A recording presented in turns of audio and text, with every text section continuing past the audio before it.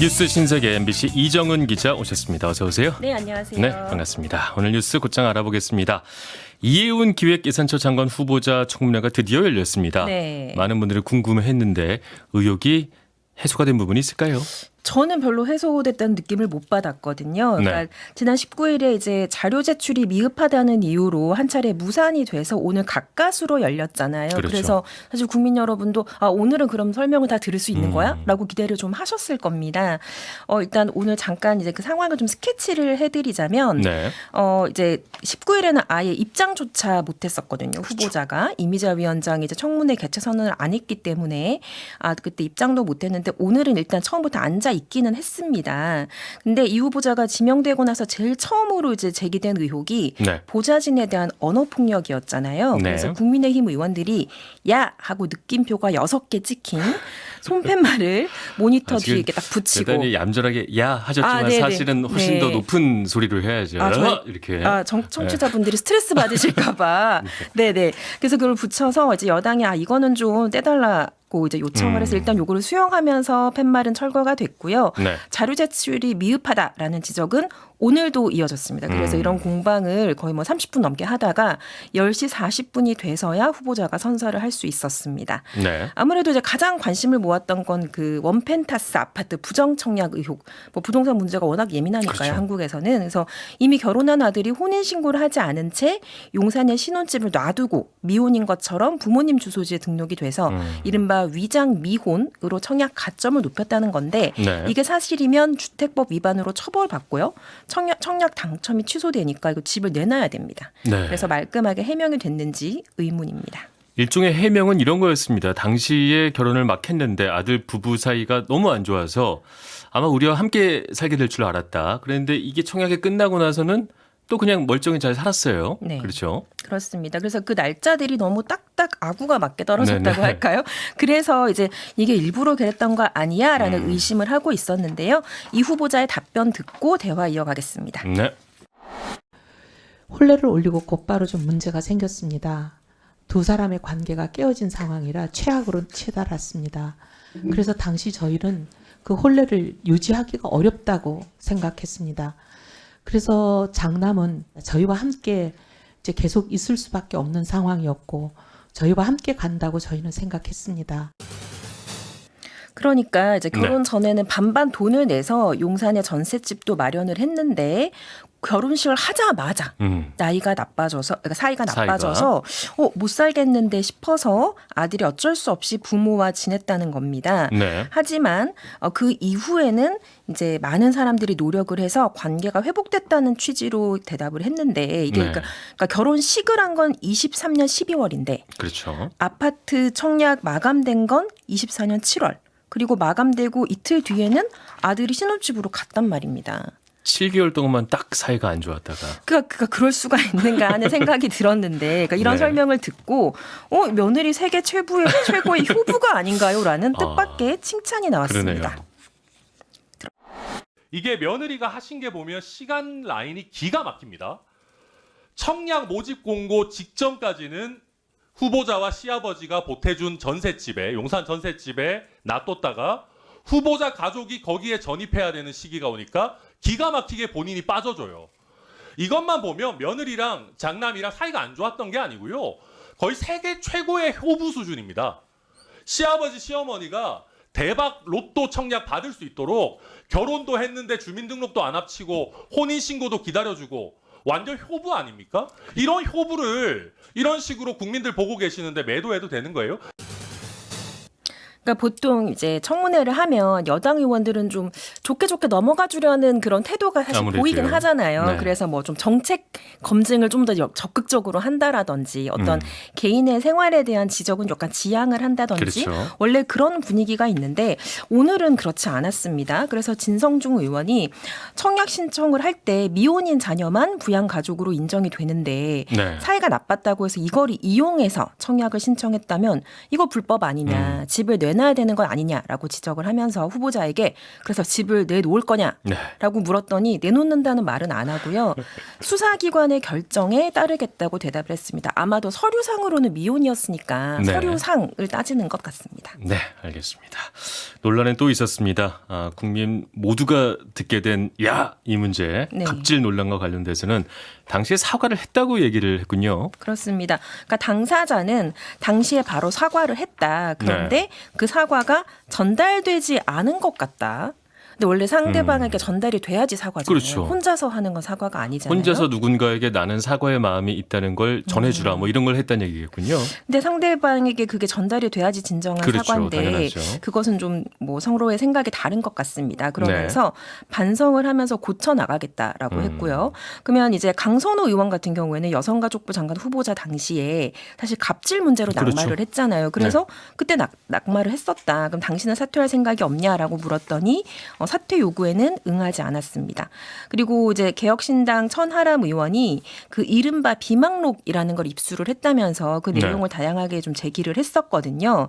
그래서 과거 이제 이 후보자가 작성한 걸로 추정이 된다면서 공개한 그 비망록 그 한글 파일을 보면 2017년에 후보자가 이제 자기에 대한 경찰 수사를 무마하려고 한 정황, 뭐 예를 들면 윤장은 윤석열 검찰총장, 그다음에 최혜변, 최동전 검찰총장 출신 변호사 뭐 이런 그렇죠. 대목이 막 등장을 하고 또 목사, 권사, 집사 이런 종교인들에게 굉장히 뭐 의지를 하는 듯한 내용도 나오고요. 네. 그리고 내가 생각했을 때 저 사람은 선거에서 떨어지면 좋겠어라고 생각을 했던 동료 의원들 그 낙선 명단 이런 게 막 나옵니다. 네. 그래서 이거 당신 쓴 거냐라고 물었더니 이제 처음부터 자기는 쓴 바가 없다라고 주장을 하면서 한글 파일로 이런 걸 만들지 않는다. 사무실 직원들이 다 공유하는 그런 일정을 기반으로 누군가 본인의 짐작과 여러 가지 소문을 버무린 것으로 보인다. 그러니까 이런 뭐 일정과 소문으로 좀 개연성 있는 이야기를 지어낸 것 같다. 뭐 이런 취지로 해명을 했습니다. 그리고 네. 아들의 연세대 입학도 논란이 됐는데요. 네. 큰아들이 이제 사회기여자라는 전형으로 입학을 했다고 해요. 그렇죠. 저도 처음 들었는데요. 이게 국위 선양자에게 응시 기회가 주어지는 거라고 합니다. 근데 할아버지가 국위 선양자더군요. 그렇습니다. 네. 그래서 할아버지가 국위 선양을 했는데 손자가 이제 이거를 가지고 이제 이 전형에 응시할 기회를 그렇죠. 잡은 거죠. 그래서 이게 현대판 음서제가 아니냐라는 비판도 있었습니다. 네. 내란 동조에 대한 입장 뭐 얼마 되지도 않았습니다. 얼마 전까지 약간 윤 어게인에 가까운 입장이었는데 그에 대한 입장도 내놓았다고요. 그렇습니다. 장관 후보자로 지명되기 직전까지 국민의힘 서울 성동구 을 당협위원장이었습니다. 그래서 불법경에 대해서도 뭐 고도의 통치 행위다 뭐 이런 식으로 말을 해서 사실상 내란을 옹호했었거든요. 그렇죠. 그래서 오늘 뒤늦은 사과를 내놓았습니다. 그래서 모두 발언에서 잘못을 인정하지 못하고 1년이라는 시간을 흘려보냈다. 늦은 사과 자체가 잘못이다. 그렇게 말을 했고요. 네. 그래서 이제 이 말을 듣고 그 청문회장에서 아니 국민들은 이렇게 잘못이라는 걸 그날 밤 바로 알던데 후보자는 1년이 지나서 알았느냐 말이에요. 네. 이런 반문이 나오기도 했고요. 그리고 심지어 국민의힘에서도 권영세 의원이 작년 4월 대통령이 탄핵된 이후에도 보수 집회에 열심히 참석했는데 그럼 그 이유는 뭐냐. 네. 그리고 대선 때는 또 김문수 후보 캠프에 가 있었는데 그건 뭐냐. 이런 질문을 했습니다. 그러니까 좀 점잖게 이제 말을 돌려서 한 건데 네. 그러니까 신념이 없으면 신념 없이 그냥 자리 주면 다 가냐. 이런 그렇죠. 말을 좀 돌려서 말한 걸로 이해가 됩니다. 근데 네. 여기에 대한 대답이 참 궁색했는데요.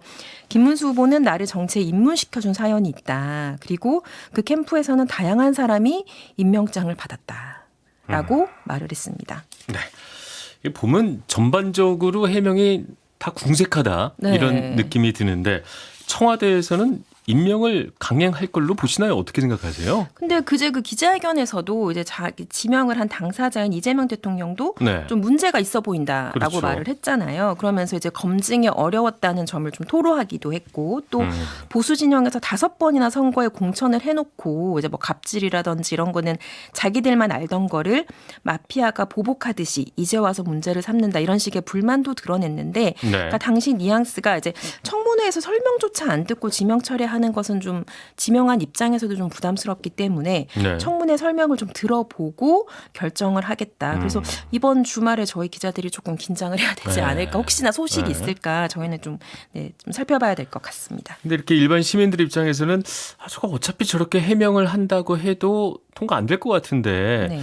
정치부 기자 생활을 오래 하셨으니까 지금 이 후보자의 머릿속에는 이것만 잘 넘기면 될 수도 있지 않을까라는 생각이 어느 정도 있다고 짐작을 하시나요? 근데 정치인들의 마음은 저희가 이해를 하기 힘듭니다.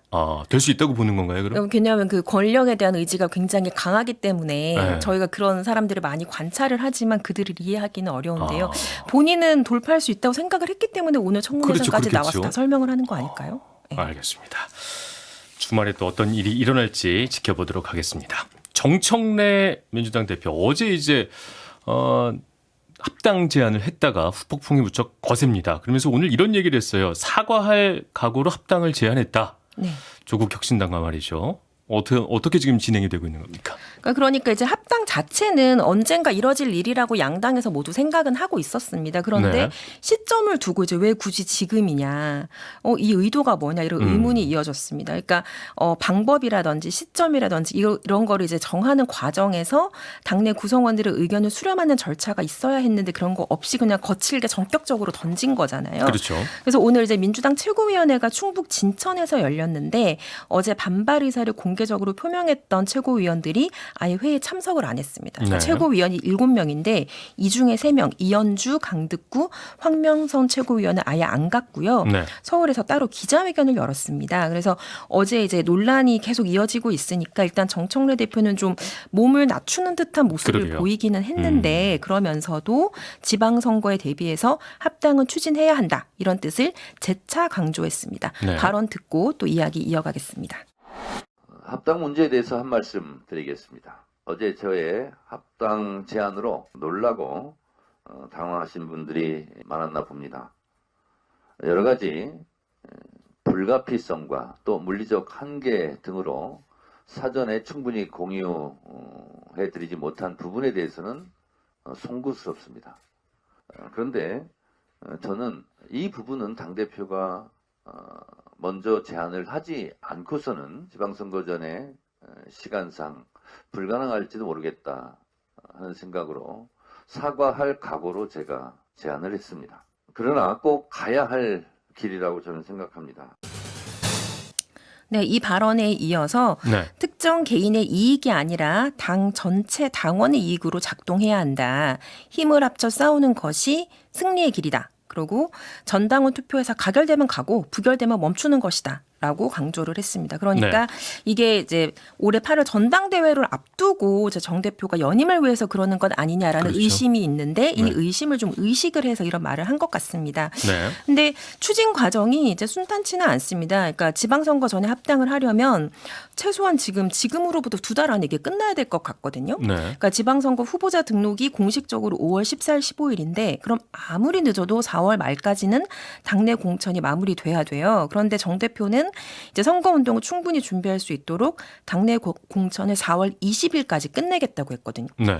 그럼 그 전에 또 당내 경선할 것까지 생각을 하면 그러게요. 역순을 해보면 3월 중순에는 합당을 해야 된다는 거거든요. 그럼 네. 굉장히 신속하게 이 논의를 해야 되는데 2달 만에 다 마무리를 해야 된다는 예, 얘기인데. 근데 지금 분위기로 이게 신속하게 추진이 될까 싶은 거죠. 그래서 오늘 최고위 참석하지 않은 3명 기자회견 했는데 이것도 한번 들어보시겠습니다. 네.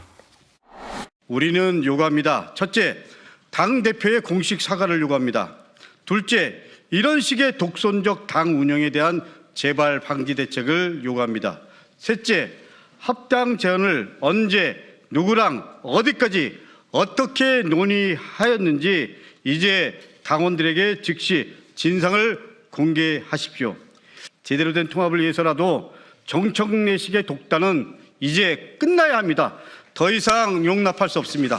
감사합니다.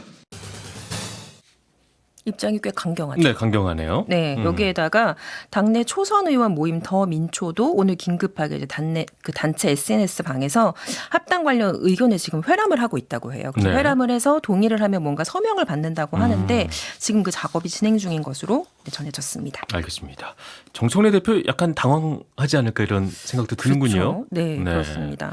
또 최근에 이제 이재명 대통령이 정청래 대표에게 그 반명입니까 이렇게 물어본 것도 있고 해서 그럼 네. 과연 특히 어제 이제 발표 시점이 워낙 대통령이 뭔가 이렇게 조명받기 좋은 시점이기도 했고 이게 청와대와 과연 사전 교감이 있었는가 없었는가 여기에도 관심이 쏠리고 있어요. 네, 그렇습니다. 그래서 어제 그 합당 추진 발표 직후에 이제 네. 정청래 대표가 여당 국토위 위원들과 비공개로 밥을 먹었는데, 그러니까 이 자리에서 나 혼자 결정한 게 아니다. 면서 뭔가 이제 여지를 남긴 거예요. 누군가 네. 상의했다는 것처럼. 그래서 청와대와의 아. 사전 교감설이 퍼졌습니다. 그런데 네. 이제 그 뉴스를 보신 분들은 아시겠지만 이게 청와대와 일정한 교감이 있어서 이루어진 일이다. 아니다. 이건 독단적으로 간도 크게 독단적으로 한 거다. 이런 게 평가가 좀 엇갈렸거든요. 그 분석이 엇갈렸거든요. 또 어떤 데서는 이런 얘기도 나오더군요. 이런 거를 혼자 처리할 만큼 간이 크진 못하다. 뭐 이런 얘기도 나오고. 그러니까요. 네. 그래서 이제 이런 얘기가 자꾸 나오니까 오늘 네. 따로 기자회견했던 그 의원들은 이거 대통령이랑 미리 의논한 것처럼 비춰지는 것 자체에 대해서도 우려를 표하는 거예요. 그러니까 한마디로 대통령 파는 거냐. 네. 내 이 시기에. 논란을 수습하기 위해서. 네. 그래서 대통령이 과거에 이제 원론적으로 언젠가는 합당을 해야 돼라고 말을 한 것이지 이번 네. 발표를 두고 이게 청와대와 사정 뭐 공유가 됐다, 교감이 있었다 이런 식으로 이제 알려지는 것은 오해가 아니냐라는 겁니다. 그리고 청와대 안에서도 이제 전화를 이렇게 뭐 이렇게 관계자들이랑 해보면 네. 대통령 반응은 알려지진 않았는데, 근데 참모들 사이에서도 왜 대통령을 팔지? 그러니까 내용이나 뭐 이런 거는 뭐 알겠는데, 근데 뭐 맞느냐 틀리냐도 중요하지만 왜 대통령을 여기다 파는 거야? 그리고 이것 때문에 괜히 본질이 흐려지는 것 아니야? 라는 그런 이제 좀 불만스러운 기류가 있긴 있거든요. 네. 그래서 좀 이런 논란이 커지니까 아예 민주당이 이제 오후에 그냥 입장문을 내고 지난 19일 대통령과 당 지도부 만찬에서 합당 관련 대화가 있었다는 보도는 전혀 사실이 아니다. 라고 정정을 했고 네. 또 당이 사전에 청와대 정무수석에게 알려줬다는 것이 팩트다. 네. 정 대표가 합당 제의와 관련해서 대통령과는 전혀 논의한 바가 없다라고 진화에 나섰습니다. 알겠습니다. 교감이 별로 없었다고 봐야 되는군요. 지금까지로 그러니까 봤을 때는. 그러니까 뭐 과거부터는 교감이 어느 정도 있었죠. 있었겠지만 원론적인 얘기들. 지금이야 말이죠. 하는 교감은 없었던 게 아닌가 하는 생각이 드네요. 네. 조국 대표는 은은하게 이제 반기는 느낌은 들었는데 일단 네. 합당 논의 이제 시작이다. 아직 네. 결혼 이야기가 나올 단계는 아니다. 이렇게 반응을 했군요. 그러니까 왜냐하면 이제 민주당 안에서 너무 이제 지금 분위기가 격화되니까 옆집에서 싸우고 있는데 거기다가 나는 좋아요가 나 갈게 이럴 수 없으니. 네. 그래서 좀 공개 발언의 수위를 보면 굉장히 좀 조심스러운 분위기가 읽힙니다. 그래서 네. 오늘은 조국 대표가 광주에서 현재 있는 그 시민단체와 간담회를 했는데 여기서도 당연히 합당 관련 질문이 나왔죠. 그렇겠죠. 그러니까 정청래 대표가 썸을 타자고 제안했는데 벌써 결혼해서 출산하는 상황까지 이야기할 단계는 아닌 것 같다라고 다소 유보적으로 답을 했습니다. 그러면서도 모든 가능성은 열려 있다. 각 당에서 충분한 의견 수렴 절차를 거칠 것이다라고 덧붙였습니다. 네. 그런데 이제 조국 당은 아무래도 민주당보다는 조금 더 이제 진보적인 색태를 선명하게 좀 드러내고 있기 때문에 그럼 지지자들은 합당 추진에 대해서 좀 약간 우려를 하는 목소리도 있긴 있거든요. 네. 그래서 어떤 지지자는 오늘 이제 대표한테 이런 말을 하더라고요. 네. 민주당과의 합당은 소수 정당으로서의 견제 역할과 선명성을 포기하는 선택 아니냐. 기득권을 유지하려고 통합하는 것 같다. 이런 좀 비판적인 의견을 내놓기도 했습니다. 네. 사실 뭐 정청래 대표는 이제 연대하고 통합해서 선거를 이기자고 이 판을 벌였는데 어찌 보자면 내부적으로는 균열만 더 생긴 거 아닌가 이런 느낌도 드는데 만약에 이렇게 해서 당원 투표에서 부결이 된다면 네. 정청래 대표는 큰 타격을 입을 수밖에 없는 거 아닐까요? 어떻게 예측하시나요? 그렇죠. 만약에 당원 투표에서 부결이 되면 뭐 당대표직에서 물러나야 물러날 된다 수도 만다 있는. 이야기까지 나오는 상황까지 가겠죠. 네, 알겠습니다. 최근 신천지와 보수 정당의 유착 관련 의혹들 계속해서 나오고 있는데 MBC에서도 계속해서 취재를 이어가고 있다고요. 그렇습니다. 최근에 이제 MBC가 보도한 거는 이제 네. 전직 신천지 간부가 2022년 그 대선을 위한 당내 경선을 앞둔 그 2021년에 네. 그러니까 국민의힘에 대해서 이제 은혜를 갚으려고 신천지에서 집단적으로 입당을 했었다. 이런 증언을 한 내용을 저희가 보도를 했었거든요. 그래서 네. 이게 뭐 이 프로젝트 이름이 이제 필라테스 그렇죠. 프로젝트라는 신기한 이름으로 책임 당원들이 이제 대거 가입했다는 건데, 그러니까 코로나19 당시 이제 신천지 교회가 그 코로나 감염 확산의 주범으로 지목이 되면서 수사를 당할 상황이 되었었는데, 네. 그때 윤석열 당시 검찰총장의 영향으로 검찰이 이제 압수수색 영장을 2차례 반려했다. 그러니까 경찰이 신청한 걸 검찰이 반려했다는 거죠. 네. 그래서 이게 고마워서 윤석열 예비 후보한테 이제 은혜를 갚으려고 밀어주자 우리가. 네, 그래서 이제 밀어주자라고 네. 해서 했다는 거죠. 근데 이제 당시 2021년에 당내 경선에서 패배한 사람이 바로 홍준표 전 대구시장입니다. 네. 그래서 최근 집중적으로 신천지와 국민의힘에 유착 의혹을 제기하고 있는데요. 그렇죠. 최근에 또 이런 이야기를 했습니다. 국민의힘의 전신 정당이었던 한나라당이 새누리당으로 이름을 바꿀 때 그때도 이상했다. 신천지의 신, 우리말로 하자면 새고, 그러네요. 천지는 또 순 우리말로 하면 누리인데, 그러면 이제 새 누리가 신천지의 한국말 아니냐. 이거 좀 소름 끼치는데요. 그렇죠. 이거는. 네, 뭐 이런 이야기를 제기하기도 했습니다. 그래서 지금 일단 검경 합동수사본부가 이제 그 당원 집단가입 의혹 전반을 확인하기 위해서 네. 신천지 전직 관계자들을 일단 참고인으로 불러서 조사를 하고 있어요. 네. 그래서 뭐 어제는 뭐 신천지 어떤 2인자의 내부 비리를 고발했던 과거 청년회장을 불러서 뭐 전반적인 상황을 청취한다든지, 그리고 네. 또 신천지 간부 출신이면서 한나라당 부대변인을 지냈던 인사를 또 참고인으로 불러서 조사한다든지 지금 좀 전반적으로 지금 학습을 하고 있는 상황으로 보입니다. 또 이와 관련해서 오늘 MBC 뉴스데스크에서 단독 보도가 준비가 돼 있다고요. 아, 그렇습니다. 네. 지난 2012년 대통령 선거를 며칠 앞두고 네. 그 신천지 측 인사가 박근혜 당시 새누리당 대선 후보 캠프 관계자와 만나서 이제 대화한 내용, 그 녹취를 입수했는데요. 좀 네. 내용이 조금 놀랍습니다. 그러니까 이 인사는 당시 신천지 내부에서 이만희 교주와 좀 대립을 했던 인물로 추정이 돼요. 네. 그래서 이 인사가 새누리당 핵심 인사에게 신천지가 너네 당에 굉장히 깊숙이 잠입해 있다. 나 이거 제보할 수 있는데 이거 폭로 안 할 거다. 대신 네. 박근혜 후보가 대통령으로 당선이 되면은 이만희 교주의 비리를 수사해 달라.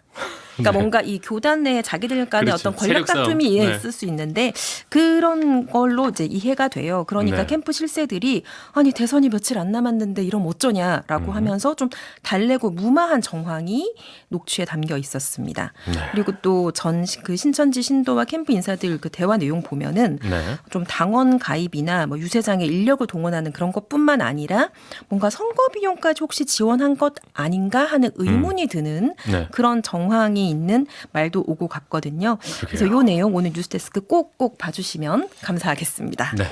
저희 라디오 충분히 듣고 나서 가주시면 네. 감사하겠습니다.